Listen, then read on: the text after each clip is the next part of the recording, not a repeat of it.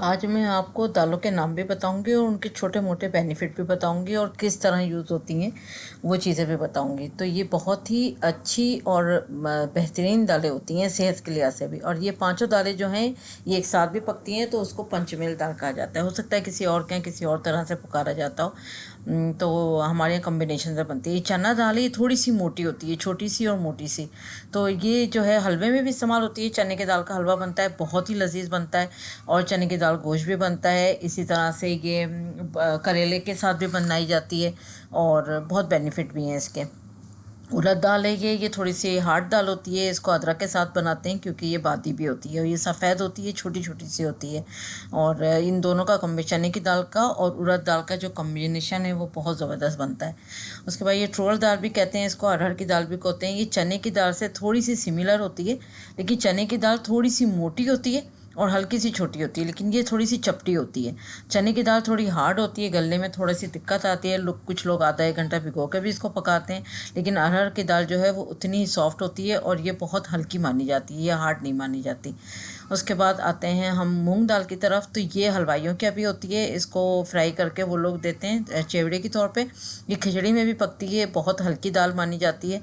पेट ख़राब हो तो लोग ये बनाते हैं। और इससे मसूर की दाल जो है, ये वाली दाल, ऑरेंज वाली दाल, मसूर की दाल, इससे इसका कम्बिनेशन बनता है ताकि इसका बादी जो है मसूर की दाल का टूट जाता है और ये इससे कम्बिनेशन से अच्छी बनती है। मसूर दाल ख़ुद अपने आप में भी बहुत लजीज है। ज़्यादातर जो है वो बनने वाली दालों में मसूर दाल और मूंग दाल होती है। मोस्टली ज़्यादातर घरों में ये दो दालें ज़्यादा बनती हैं चने उसके साथ, दाल गर्मियों में दाल चावलों के साथ, और वैसे भी नॉर्मली लोग बनाते हैं अचार वगैरह के साथ।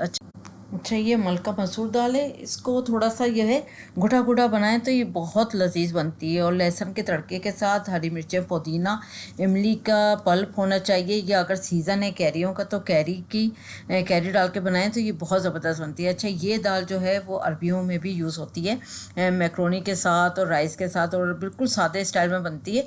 और ये मसूरी की एक तरह की किस्म है। अगर आप इसमें टूटे हुए देखेंगे तो इसका छिलका, तो ये अंदर से मसूर की दाल होती है और मैक्रोनी के साथ बनती है ये अरबियों के यहाँ। और ये बहुत ज़बरदस्त और लजीज तरीन होती है। उसका नाम कुशारी होता है। मेरे यूट्यूब चैनल पे भी आपको ये रेसिपी मिल जाएगी और ये बहुत ज़बरदस्त है, बहुत मज़े की लगती है। हालांकि कम मसालों के साथ बनती है लेकिन बहुत लाजवाब बनती है ये दाल। ये थोड़ी सी ठंडी मानी जाती है, इसलिए गर्मियों में दाल चावल के साथ भी ये बहुत खाई जाती है। अच्छा, इन दालों का जो है वो सूप भी बहुत अच्छे से बनता है सारी दालों का, क्योंकि ये जिनको गोश्त खाना नहीं खाते हैं, जो लोग गोश्त, वो इससे प्रोटीन हासिल करते हैं इन दालों से। और जिनको जैसे यूरिक एसिड हो जाता है या ब्लड प्रेशर बहुत हाई होता है, डॉक्टर अगर गोश्त बंद करते हैं तो दालें भी बंद कर देते हैं, क्योंकि इतनी हाई प्रोटीन वाली दालें होती हैं सारी की सारी। तो मलका मसूर की भी अपनी अलग शान है। इसका जायका, इसका टेस्ट बहुत ज़बरदस्त है। बहुत इन पांचों दालों से बहुत मुनफरिद बनती है और बहुत डिफरेंट जायका होता है। जब पचमेल दाल बनती है, ये सारी दालें इसमें मिलाई जाती हैं, लेकिन सिर्फ छिलकों वाली दालें कोई भी पांचों दालों में नहीं मिलाई जाती, फिर सिर्फ यही मिलाई जाती हैं सारी दालें।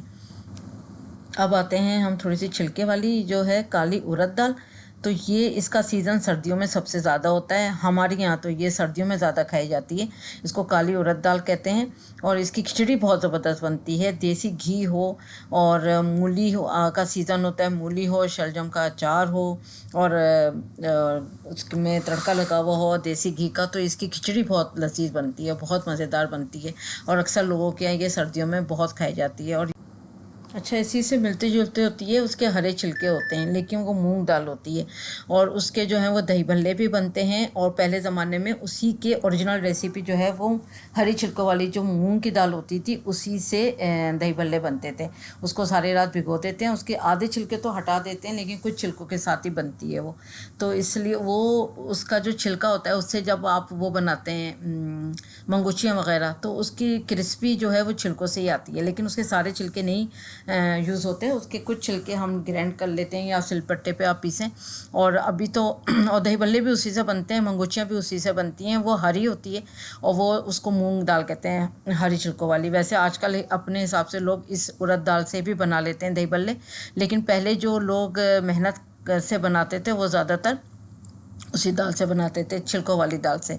लेकिन अब तो इसी से बनाते हैं उड़द दाल से, जो छिलकों वाली नहीं होती। तो हर दाल के अपने अलग बेनिफिट हैं। अगर किसी को बाय चांस अगर कोई यूरिक एसिड बढ़ा हुआ हो या फिर किसी का ब्लड प्रेशर हाई हो रहा हो, तो उनको अगर गोश्त मना होता है तो डॉक्टर दालें भी बंद कर देते हैं, क्योंकि ये इसमें जो है वो बहुत ज़्यादा जो है प्रोटीन होता है दालों में। और ये दालें जो हैं हम लोगों के यहाँ तो चिकन का और हड्डी गुड्डियों का सूप पिया जाता है, लेकिन जहाँ पर गोश्त हड्डी गुड्डी ये सब नहीं खाई जाती, वहाँ पर लोग दालों का ही सूप पीते हैं और दालों से ही बेनिफिट हासिल करते हैं। जो प्रोटीन और जो आयरन और जो ग़िज़ाइयत हम लोग गोश्तों से हासिल करते हैं, वो लोग दालों से हासिल करते हैं। अब हर एक दाल की पहचान और उसका नाम प्रॉपर तरीके से आजकल के थोड़ी सी नई न्यू जनरेशन को नहीं समझ में आती, इसलिए किसी ने मुझसे बहुत फरमाइश पर ये कहा था कि आप दालों के नाम के साथ एक वीडियो बना दें, थोड़े थोड़े से बेनिफिट बताते हैं, तरीक़ाकार के कहाँ कौन सी दाल यूज़ होती है। तो जितना मेरी नॉलेज में था मैंने आप तक ये रसाई पहुंचाई है। बाकी मुझसे ज़्यादा भी किसी को नॉलेज हो सकती है तो अपने कमेंट बॉक्स में मेरे बताइएगा कि किसके यहाँ क्या चीज़ बनाई जाती है, लेकिन हम लोगों के यहाँ ये इस तरह से ही ली जाती है। बाकी हर एक दाल का अपना बेनिफिट भी है और इसको अपने ग़िज़ा में ज़रूर शामिल करना चाहिए। जो लोग गोश्त नहीं खाते या जिनकी रसायत गोश्त तक नहीं है महंगाई के ज़माने में, वो सारी दालों को यूज़ करके और सब्जियों के साथ भी बनाएं, ऐसे भी बनाएं, गोश्त के साथ बनाएं, जैसे भी बनाएं, इससे इस्तेफ़ादा हासिल करें। Thank you for watching. दुआ में याद रखें, अपना ख्याल रखें। आगे की मालूमात के लिए मेरे चैनल को फॉलो करें।